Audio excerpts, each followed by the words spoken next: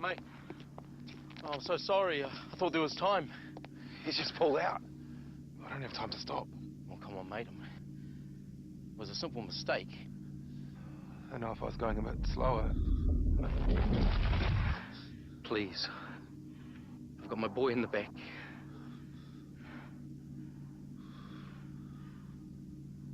I'm going too fast. I'm sorry.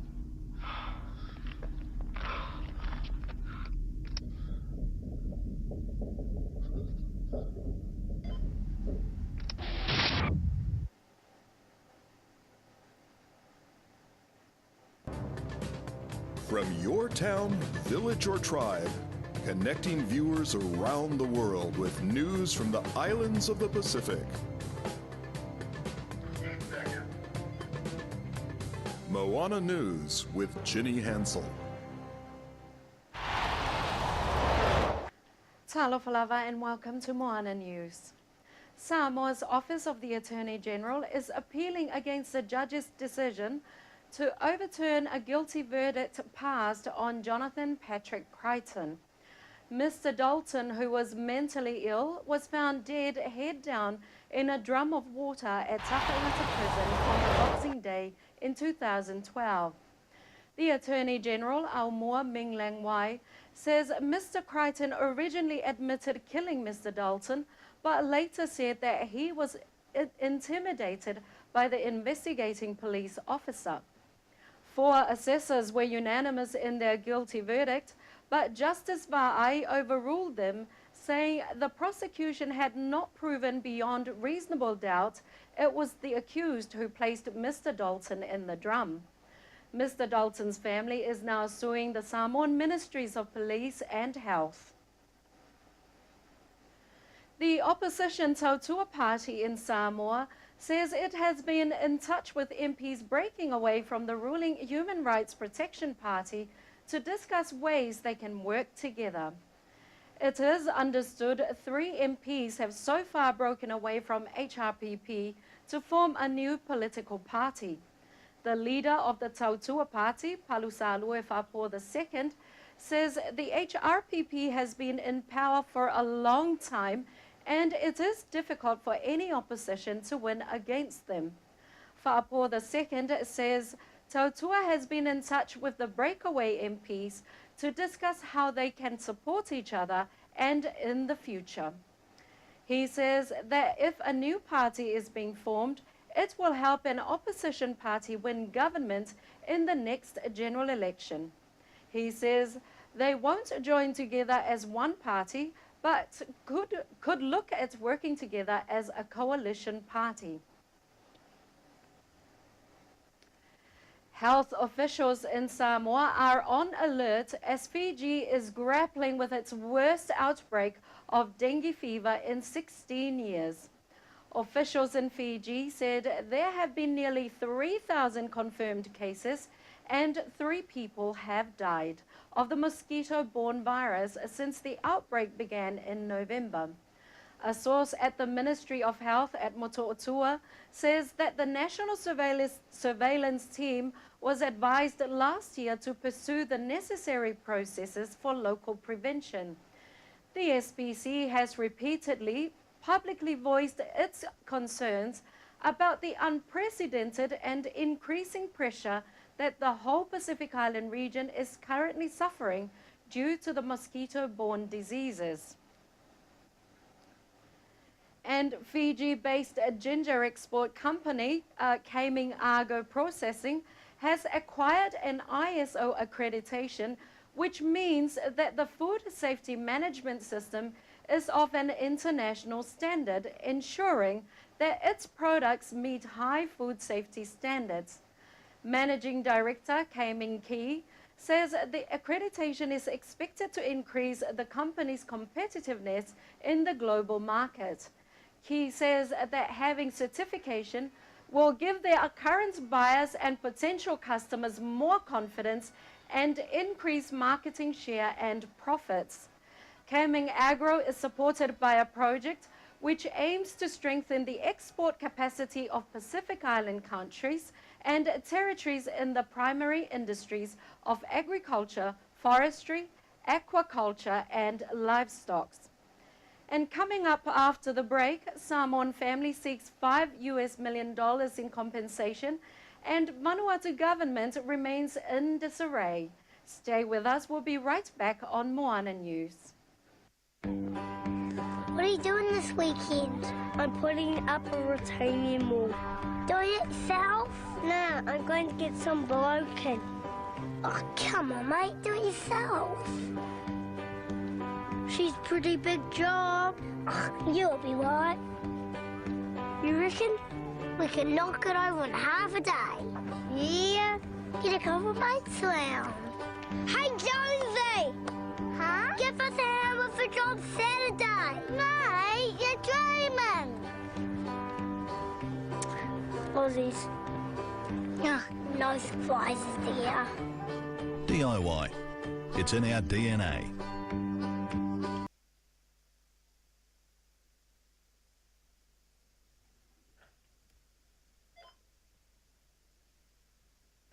Welcome back. A Whangaima family is seeking $5 million in compensation for land within the Tafuna Industrial Park in American Samoa. The family's claim to the land has resulted in the loss of federal funding for expansion of the government-owned park, which is overseen by the Commerce Department. Department of Commerce Deputy Director Willie Leoanai says that it is due to this pending legal claim that several federal agencies were forced to rescind the awarding of funds until such time as when the matter has been resolved in court. Leoanai says the offer has been under consideration at the governor's office and the department is unaware whether they have reached a decision.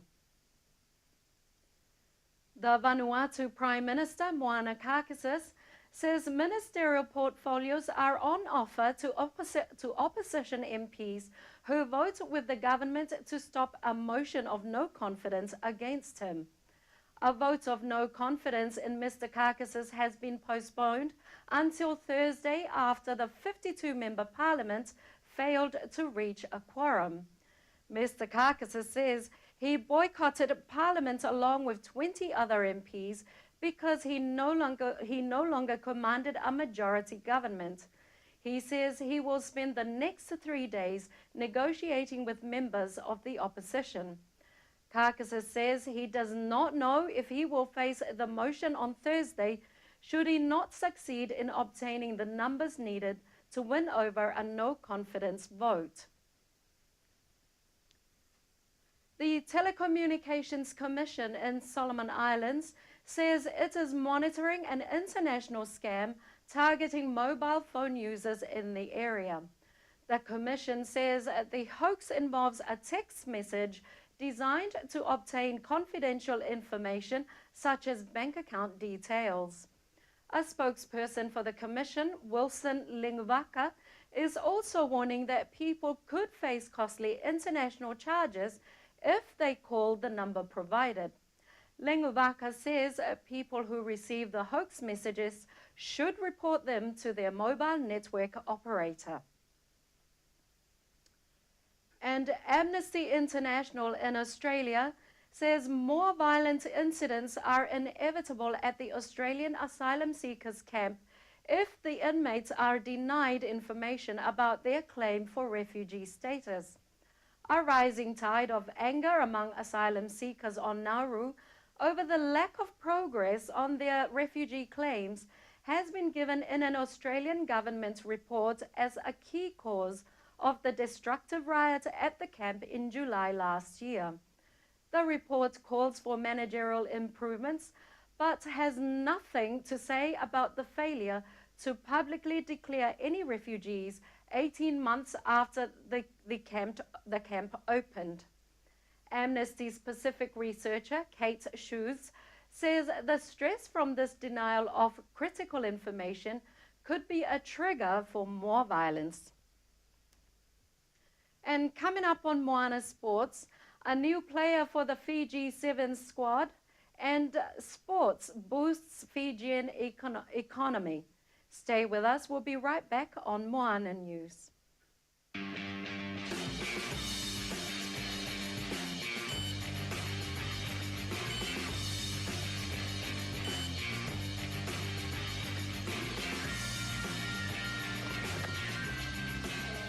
To meet sorrow and happiness as one family before God, I now pronounce you Phyllis!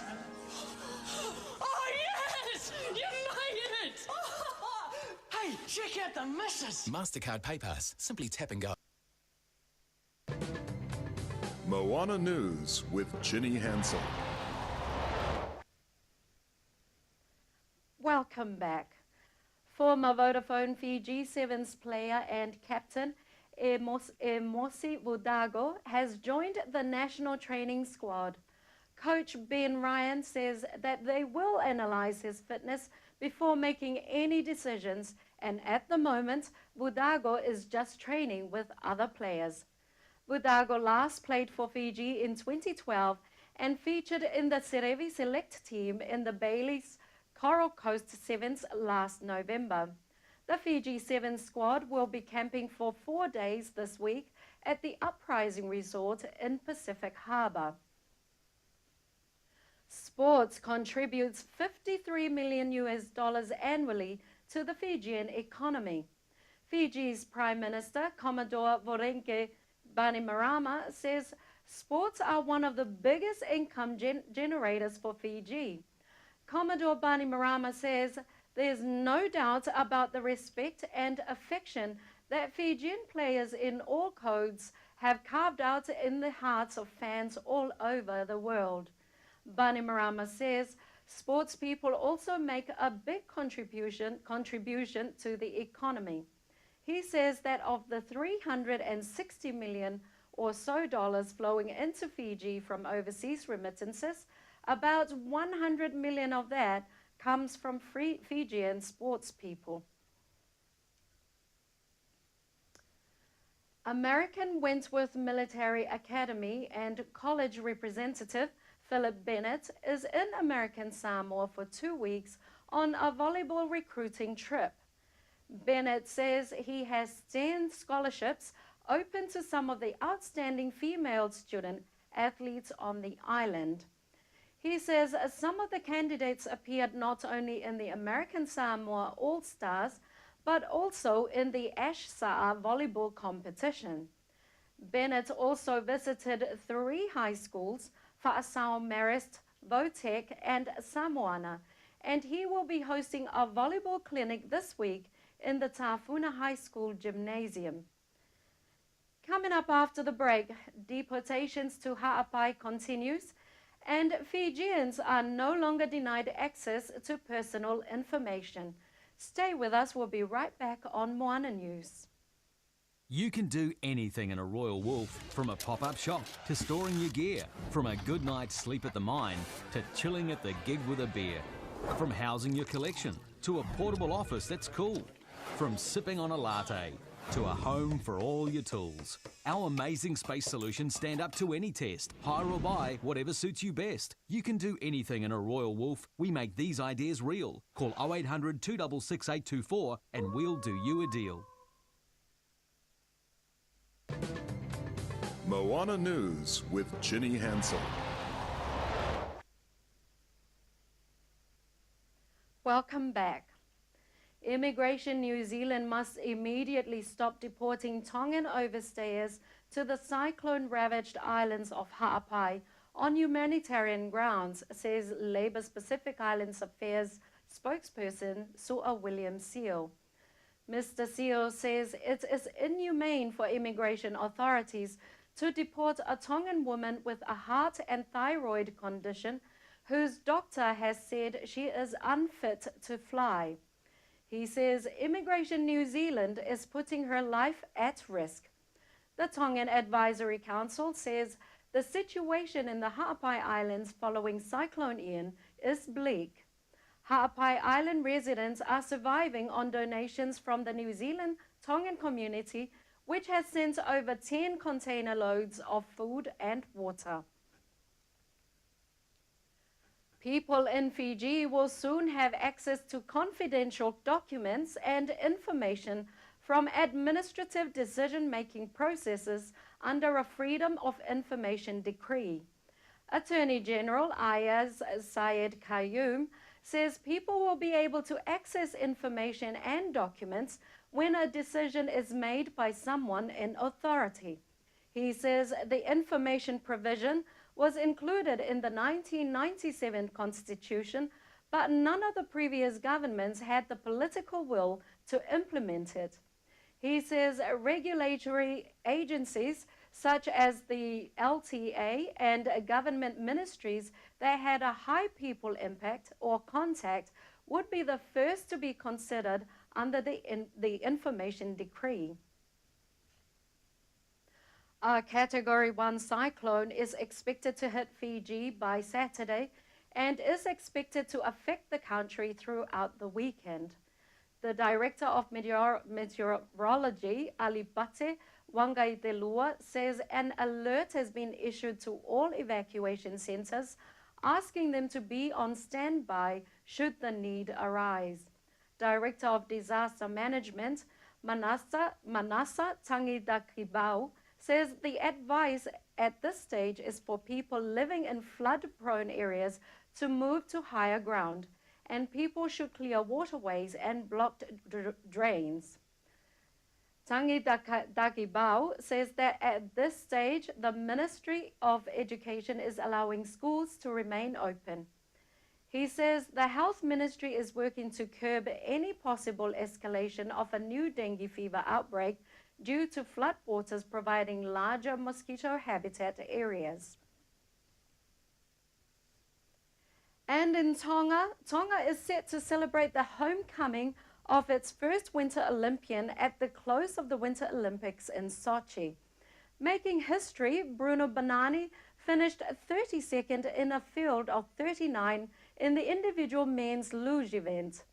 Banani says that 6 years ago, he was picked to represent Tonga as its first Winter Olympian, practicing down Tongatapu's only hill until he was invited to train in Germany. He says that while there was a bid to gain sponsorship, he became the subject of a marketing campaign by a German underwear manufacturer and adopted the brand name as his own. Banani says he enjoyed his time competing in Sochi, and one of the best moments of the Games was carrying the flag for his country. He says it's a moment he will never forget. It was overwhelming, walking and knowing that he had finally made it to the Olympics to represent his country. And that's your news and sports for today. Join us tomorrow at 2 p.m. for an update from around the Pacific right here on Moana News. I'm Jeannie Hansel. Good afternoon.